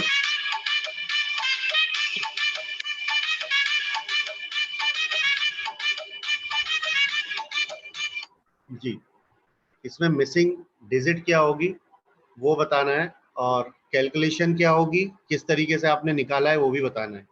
जी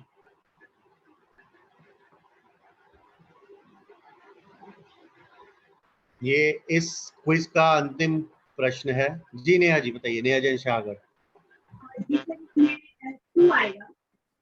आपकी आवाज नहीं आ रही है।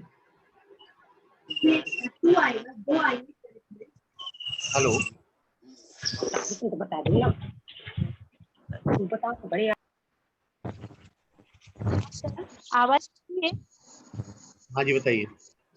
हाँ सर, इसमें 2 आएंगे। चल तुम लोग ना। जी संकल्प जी आप बताइए। ये सर 2 आएगा सर। हाँ 2 आएंगे।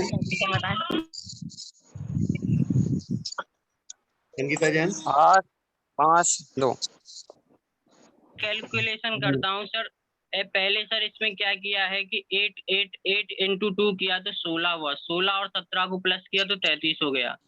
उसके बाद सर 12 को इंटू 2 किया तो 24 हो गया, 24 में प्लस 5 किया तो 29 हो गया। इसके बाद 10 इंटू 2 करेंगे तो 20 प्लस 30 करेंगे तो आ जाएगा 33। तो क्या है उत्तर? 33। बहुत बढ़िया, सही सही उत्तर और सही कैलकुलेशन। दो बार जोड़ा गया है कि संख्या को बीच वाली संख्या के साथ। जी सर यही किया है बहुत बढ़िया, सर। बहुत पहले अच्छे जो तरीके 8 से है आपने ना सर, 8 को इंटू 2 किया प्लस 17 करके, ऐसे तीनों में किया तो आ गया। इसको कैलकुलेट करने का तरीका है कि हम लेफ्ट टू राइट और टॉप टू बॉटम करके देखते हैं। अगर हम ऊपर से नीचे चलते हैं तो हमारे को कोई एक तरीके का पैटर्न नजर नहीं आता। 8, 12 और 10 में, और 17, 5 और 13 में। फिर हम लेफ्ट टू राइट करते हैं तो एक पैटर्न नजर आता है। उस पैटर्न को प्रूव करके देखते हैं कि 33 आएगा कैसे या 29 आएगा कैसे। अगर वो हमने पैटर्न प्रूव कर लिया, कैलकुलेट कर लिया, तो हम ये इसके अंदर जो भी पॉइंट्स हैं वो निकाल सकते हैं, मिसिंग डिजिट्स हैं वो निकाल सकते हैं। तो ये इस तरीके से हम आगे बढ़ते हुए इस खेल की समाप्ति की ओर आ गए हैं। जी, तो पिनाक्षी जी हमारे साथ हैं। मैं उनको आमंत्रित करूंगा कि इस कार्यक्रम के विषय में बताएं, और उसके बाद हम संकित जी को इनवाइट करेंगे कि घोषणा करें विनर्स की। स्कोर बोर्ड पूरा बताएंगे, घोषणा उसके बाद करेंगे। जी पिनाक्षी जी, स्वागत है आपका। जी कैसा धन्यवाद। रहा कार्यक्रम? बहुत अच्छा रहा कार्यक्रम। मैं जरूर काम में बिजी थी, लेकिन फिर भी मैं फोन को नहीं छोड़ पाई, इतना इंटरेस्टिंग लगा। और सबसे ज्यादा सबकी भागीदारी बहुत अच्छी रही। सबने पूरा इंटरेस्ट लेके जवाब दिए हैं और हर जवाब को देने की कोशिश की है। सबको बहुत बहुत बधाई। बहुत बहुत धन्यवाद पिनाक्षी जी, आपने समय निकाला। और भागीदारी बहुत इंपॉर्टेंट है किसी भी कार्य में, जीवन में जो भी कार्य हम कर रहे हैं, समाज में, परिवार में या हमारे कार्यस्थल पर, उसमें हम भागीदारी अवश्य निभाएं। ठीक हम जाते हैं, जितनी बार हम अभ्यास करेंगे उतना ही हम उसमें पारंगत होते हैं। करत करत अभ्यास के जड़मति होत सुजान। तो क्या होता है कि घिस घिस के भी ना कोई भी सतह हो वो भी चिकनी हो जाती है ना। तो हमें भागीदारी अवश्य निभानी है, चाहे सही गलत का सवाल ही नहीं उठता, उससे फर्क नहीं पड़ता। हमें हमें जिसने चलना शुरू किया वो पहुंच अवश्य जाएगा, और जो चलने के बारे में सिर्फ सोचता रहे बैठे हुए, है ना, वो कभी नहीं पहुंच पाएगा, है ना। तो हमें क्या करना है, चल पड़ना है बस, और लक्ष्य की ओर अपना मुख करना है और आगे बढ़ते रहना है। जी हम संकित जी को इनवाइट करेंगे। जी संकित जी, आप स्कोर बोर्ड शेयर कीजिए एक बार पहले, फिर हम विजेता प्रथम 3 स्थान की घोषणा करते हैं। सर टोटल नहीं हुआ सर, अभी याद ही हुआ है। जी आप कर लीजिए। तो तब तक हम मित्रों से बात करते हैं। कोई मित्र अपनी बात बताना चाहेगा, कैसा रहा कार्यक्रम, कैसा, किस प्रकार का आज हम लोगों ने ज्ञान प्राप्त किया और आनंद उठाया। जी जी सर, हम 1 मिनट का समय लेंगे जब तक संकेत जी अपना स्कोर बनाते हैं। तो जो हाँ जी, हमारी संस्था की आगामी योजनाएं हैं कि हम जुलाई महीने में क्या करने वाले हैं, उससे हम अवगत अवश्य। कराना चाहते हैं।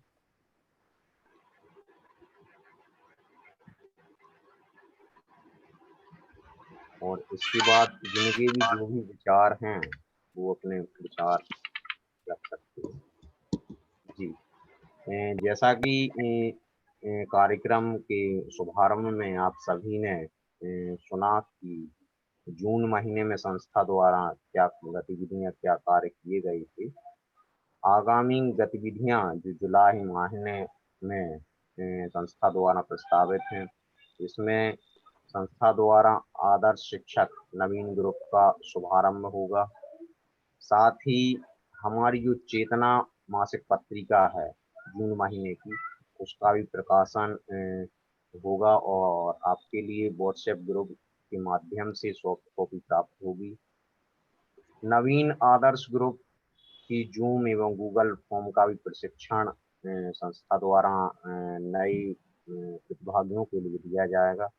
साथ ही हमारी आगामी मासिक गोष्ठी 11 रविवार 7 अगस्त 2022 को ऑनलाइन आयोजित होगी। ये रहा हमारा जुलाई महीने का प्रस्तावित कार्यक्रम, और आगे के स्कोर एवं आपके विचार अभी कार्यक्रम में आमंत्रित हैं। तो जो भी अपने विचार या प्रतिक्रिया कार्यक्रम में देना चाहता है तो अपने आप को अनम्यूट करके अपने विचार जरूर कार्यक्रम में प्रदान करें।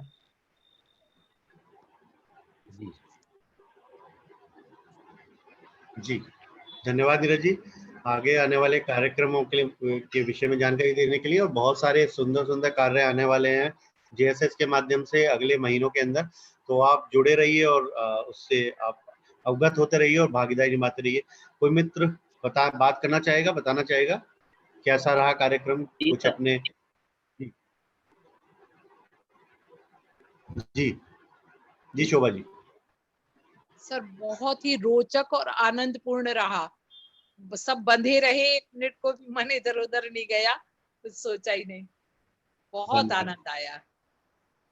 धन्यवाद धन्यवाद शोभा जी। नई चीजें जी सकरिया। सीखने और जानने मिली। हाँ जी, हाँ जी, इसका सर उद्देश्य यही है कि कुछ सी चीज और रखना थी, कुछ क्वेश्चन एक ग्रुप जैन समाज से भी संबंधित रखना थे थोड़ा, मात्र 5 चलिए प्रश्न। अगला अगला अगला पूरा का पूरा जैन कार्यक्रम ही कर देंगे। नहीं जैन मतलब धर्म 5 प्रश्न भी होते तो भी अच्छा लगता है, ये मतलब। अवश्य, ये नोट कर लेते हैं, ये ध्यान रखेंगे। समय के अनुसार थोड़ा प्लान किया गया था, तो ये भी करेंगे नेक्स्ट टाइम। धन्यवाद शोभा जी आपके फीडबैक के लिए। जी संगीता जी। सभी को जय जिनेंद्र। मैं संगीता जी का बेटा आदर्श जैन हूँ। फिलहाल तो मैं हॉस्टल से अभी घर पे आया था, तो सोचा मैं भी जन शिक्षा समृद्धि में थोड़ा देखूं, गेम खेलूं। मम्मी ने बोला तो मैंने खेला, तो आज बहुत ही मजा आया कि ऐसे ऐसे क्वेश्चंस सीखने को मिले, जल्दी जल्दी कैलकुलेशन कैसे करते हैं सब सीखने को मिला। और एक नियम कानून के साथ गेम्स भी यदि हम चाहें तो हम आगे कैसे गेम्स खिला सकते हैं और संचालन कैसे करना, सब को सीखने को मिला। इसलिए सर आपका बहुत बहुत धन्यवाद सर, ऐसे गेम आप और खिलाते रहिए सर। Thank you sir. बहुत बहुत शुभकामनाएं आदर्श जी, और आप आगे बढ़ते रहिए, और आप लोग देश का भविष्य हैं। तो ये जैन शिक्षा समृद्धि का हमेशा से उद्देश्य रहा है कि भविष्य को उज्जवल करना है और नींव को मजबूत करना है। तो ऐसे ही आप भी आगे बढ़िए और लोगों को अपना ज्ञान जितना भी आपके पास है देते रहिए। हम जितना ज्ञान देते हैं उतना बढ़ता है, खुशियां हम जितना देते हैं उतना बढ़ती है, तो अच्छी चीजें हम जितना देंगे उतना बढ़ेगा। तो इसी प्रकार इस उद्देश्य से आगे बढ़ते हैं। जी और कोई मित्र? जी नहीं जी बताइए। जी सर बहुत अच्छा लगा, इसमें भी जैसे कोई क्वेश्चन आ भी रहा था, बस कुछ सेकंड की देर से वो चीज चूक जा रहे थे, तो हमें भी इतना थोड़ा सा जल्दी करना भी चाहिए कि थोड़ा सा कर सके। बाकी प्रज्ञा बहुत अच्छे से उसने पार्टिसिपेट किया प्रज्ञा ने, और वो ही फर्स्ट आई होगी और तो उसको ढेर सारी शुभकामनाएं। और बहुत सुंदर तरीके से सर, बिल्कुल भी यहाँ से वहां सच में माइंड तो गया ही नहीं, सिर्फ उसी में लगे रहे कि नहीं ये चीज हमें करना है। तो सर बहुत अच्छा लगा, मजा आया। मस्तिष्क का, हमारे ब्रेन का एक्सरसाइजेज हुई और हम लोग कंसंट्रेट कर पाए और फोकस करना सीखा हमने। और मिली सेकेंड का क्या महत्व होता है आज हम समझ में आया कि 1 मिली सेकेंड देरी होने से हमारा नंबर चला गया। तो अगर हमें समय का सदुपयोग समझना है तो आज हमें समझ में आया कि मिली सेकेंड की भी क्या महत्ता है ना, सेकंड भी नहीं मिली सेकेंड। तो हम अगर उस लेवल तक फोकस कंसंट्रेट करके अपने दिन को प्लान करते हैं तो बहुत आनंदमय दिन जाएगा और हमारे अनुसार जाएगा। जी जी प्रज्ञा जी बताइए।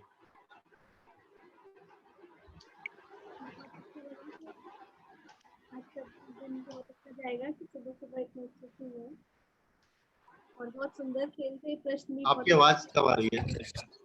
प्रश्न भी बहुत अच्छे थे, सबने बहुत अच्छे से भागीदारी निभाई, आपने बहुत अच्छे से हम लोगों को गेम खिलाया और सभी को बहुत बहुत धन्यवाद। चलिए बहुत बहुत बढ़िया। जी और कोई मित्र मतलब अपनी बात रखना चाहेंगे? तो समकित जी तैयार लग रहे हैं हमें स्कोर बोर्ड के साथ। जी स्वागत है समकित जी, मुस्कुरा रहे समकित जी, कुछ खास होने वाला लग रहा है। जी समकित जी स्वागत है, बताइए।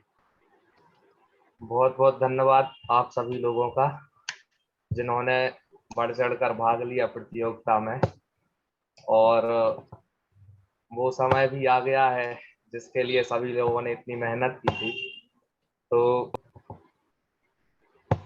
3rd स्थान प्राप्त किया है साक्षी सेठ ने, जिन्होंने 5 क्वेश्चन के सही आंसर दिए थे, 20 पॉइंट प्राप्त करके 3rd रैंक लगी है।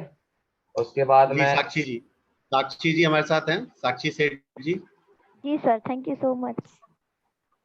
जी, आप वीडियो ऑन कर लीजिए।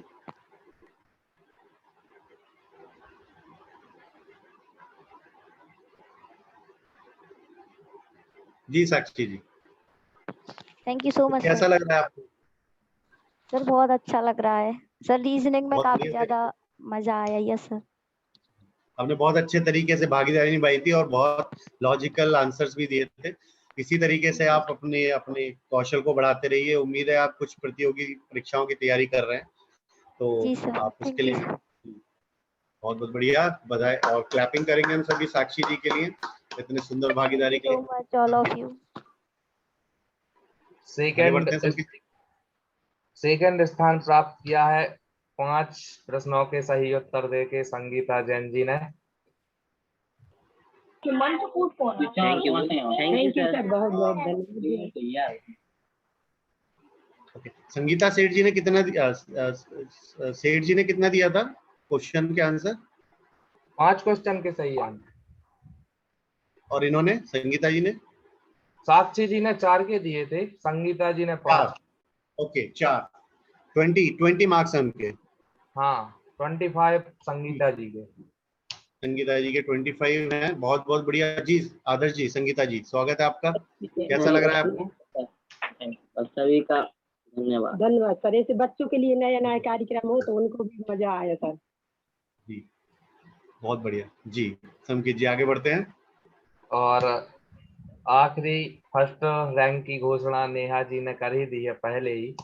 फर्स्ट रैंक प्राप्त किया है प्रज्ञा जी मैनपुरी ने, जिन्होंने पूरे 7.5 क्वेश्चन के आंसर सही दिए हैं, जिन्होंने 37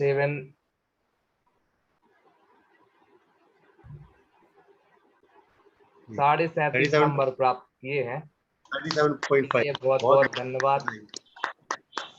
बहुत सुंदर, बहुत बढ़िया। प्रज्ञा जी कैसा लग रहा है बताइए? सर बहुत अच्छा लग रहा है, थैंक यू सो मच भैया। पहले तो लग रहा कैसी था अनुभूति हो रही है? बहुत ही अच्छी खुशी, बहुत ही ज्यादा खुशी हो रही है। पहले तो पार्टिसिपेट करने का लग ही नहीं रहा था क्योंकि ऐसी तैयारी नहीं थी, पता नहीं कहाँ से प्रश्न आ जाए तो पार्टिसिपेट नहीं करेंगे। बट आपने जब बोला कि नहीं, सबको भागीदारी तो निभानी है, चाहे गलत हो चाहे सही। रेस में जो दौड़ेगा कहीं तो पहुंचेगा, तो दौड़ना है हमें। तो आपके जो पीछे बोर्ड है लिखिए और लिखिए और आज से पूरे दिन पढ़िए, ठीक है? तो क्या है कि जब हम लिखते हैं तो हमारी आंखों के सामने रहता है, तो हमें वो प्रेरित करता है आगे बढ़ने के लिए। तो हमारा ये समय पूर्ण होता है, तो प्रथम पुरस्कार प्रज्ञा जैन जी को जाता है, द्वितीय आदर्श जी को जाता है और तृतीय जाता है साक्षी सेठ जी को। और बाकी मित्र जो चौथे और प्रथम 5वें स्थान पर रहे वो भी शायद बहुत ज्यादा दूर नहीं रहे और कुछ पॉइंट से हम लोग आगे पीछे रहे हैं। तो इसमें बिल्कुल भी हमारे को मन में ये नहीं लाना है कि चौथे स्थान पर जी संकल्प जी और रेसू जी बारेला कंबाइंड है चौथे स्थान पर। संकल्प जी और रेशु जी आपको भी बधाई, आपके लिए भी क्लैपिंग। आपने बहुत अच्छी भागीदारी निभाई। संकल्प जी अपना कार्य करते हुए भी भागीदारी निभा रहे हैं। उनकी हमेशा से एक रही है बात कि चाहे ट्रैवल कर रहे हैं, चाहे वो अपना कार्य कर रहे हैं, लेकिन वो पार्टिसिपेट जरूर करते हैं। ये संकल्प जी की एक विशेषता रही है। जी संकल्प जी और रेशु जी बहुत बढ़िया। और अगले स्थान पर कौन रहे हैं? नेहा जी साहेगढ़ 10 पॉइंट। नेहा जी बहुत बढ़िया। नेहा जी आपने भी बहुत अच्छा भागीदारी निभाई। तो सभी प्रतिभागियों को जिन्होंने भागीदारी निभाई है, देखिए स्थान महत्व नहीं करता, ये हमें याद रहता है कि हमने क्या क्या किया था उस दिन, हमें ये याद रहने वाला है, स्थान शायद याद नहीं रहेगा। तो हमें आगे बढ़ना है और भागीदारी निभाते रहना है और एक दूसरे को ज्ञान देते रहना है, एक दूसरे ज्ञान लेना है। तो जैसे काजल की कोठरी में जाने से दाग लगता ही लगता है, तो ऐसे ही ज्ञान की गंगा में नहाने से ना ज्ञान मिलता ही मिलता है। ये सिद्धांत है इस पूरे सृष्टि का। तो जैसे आप जैसी संगति में रहते हैं वैसे ही हम बनते हैं। शेर के झुंड में कौन रहता है और भेड़ियों के झुंड में कौन रहता है और गीदड़ों के झुंड में कौन रहता है ना? हमें पता है। तो जैसी संगति वैसी रंगत। तो हमें जैसा बनना है वैसा ही अपनी संगति को बना के रखना है। तो बहुत बढ़िया, इस परिवार के साथ ऐसे जुड़े रहिए और आगे बढ़ते रहिए और हम फिर मिलेंगे अगले कार्यक्रम में एक दूसरे के साथ। हमारी तरफ से आप सभी को शुभकामनाएं और धन्यवाद। जी नीरज। जी बहुत बहुत धन्यवाद सर और हमारी जो प्रशिक्षिका हैं मीनाक्षी मैम एवं सभी पार्टिसिपेट के लिए कि आपने इस कार्यक्रम में हिस्सा लिया, बढ़ चढ़ के हिस्सा लिया और अपने प्रतिक्रिया, अपने विचार या यूं कहें कि जो क्वेश्चन के आंसर हैं वो आपने दिए हैं। उम्मीद है कि आप इसी तरीके से कार्यक्रम हमारे प्रत्येक कार्यक्रम को पार्टिसिपेट करेंगे और एक जो ज्ञान है, एक नया ज्ञान है वो आप यहाँ से प्राप्त करेंगे। तो बहुत पुनः आप सभी के लिए धन्यवाद कि आप हमारे इस कार्यक्रम को समय पे ज्वाइन किए और समय की एक अपनी मर्यादा है कि उसी दायरे में ही अपने कार्यक्रम को स्टार्ट करना पड़ता है और कार्यक्रम को बंद करना पड़ता है। तो हम महावीर वंदना के वाचन के साथ आज के इस कार्यक्रम का समापन करेंगे।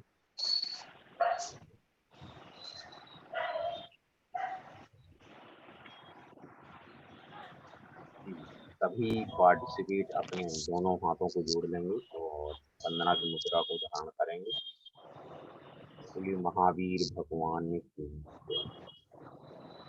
ओ मोहे माया माने मति सारे मदन मारे दाने वीर हैं जो विपुल बिघ्नो बीच में भी ध्यान धारण धीर हैं जो तरण तारण भव निवारण भव जलधि के तीर हैं वे वंदनीय जिन्हें से तीर्थं कर स्वयं महावीर हैं।